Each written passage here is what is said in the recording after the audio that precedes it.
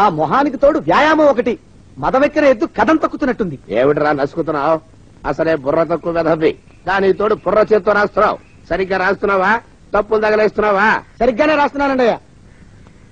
పెళ్లి కోసం నేను వెప్పర్లాడి చేస్తుంటే ఆ ఎదురుంటి పిరుగు నీ వెంటబడిందేట్రా? నూనె గుడ్డల మడ్డి వెధవి, తలకెంత నూనె రాసుకోవాలో తెలియని సన్నాసివి, ఏ సైజు బొట్టు పెట్టుకోవాలో కూడా తెలియని కుంకవి. నువ్వెలా నచ్చావురా దానికి? అలా ఉడుక్కోకండి అయ్యా. తలంటు పోసుకొచ్చిన మాళీ గేదె కంటే బురదలో పొల్లాడిన ఆవుతోడే అందంగా ఉంటుంది కదండి అయ్యా. ఆ మాట నిజమేననుకో. అంటే నేను మాళీగెదిరేనా నీ ఉద్దేశం? అబ్బే, తమరినంత చిన్న చూపు చూసే శక్తి నాకెక్కడదండి అయ్యా.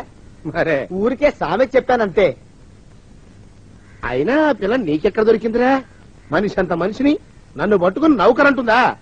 చిత్తం, ఆ పిల్లకి పూర్వజన్మ స్మృతి రావడం నిజమేనటండి అయ్యా. డాక్టర్లకు చూపిస్తే నిజమేనని నిర్ధారించారట. గత జన్మలో తమరు నౌకరైన మాట వాస్తవం అయి ఉంటుంది.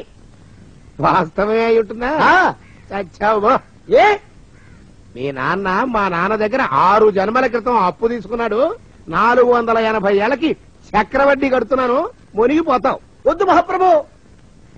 ఎంగర వేషాలు వేయకుండా పద్దులు సరిగ్గా రాచావు. నీ దుంపదేగా. ఏమండి అయ్యో, పూర్వజన్మ వచ్చేస్తుంది. ఏమండి? పూర్వజన్మ వచ్చేస్తుంది బాబు. అమ్మా, ఏమిటి దొంగట ఆడుతున్నారా? అమ్మాయి పెళ్లికి ఎదిగింది, మనకి ఈ వయసులో ఆటలేమిటండి? అమ్మాయి ఏది?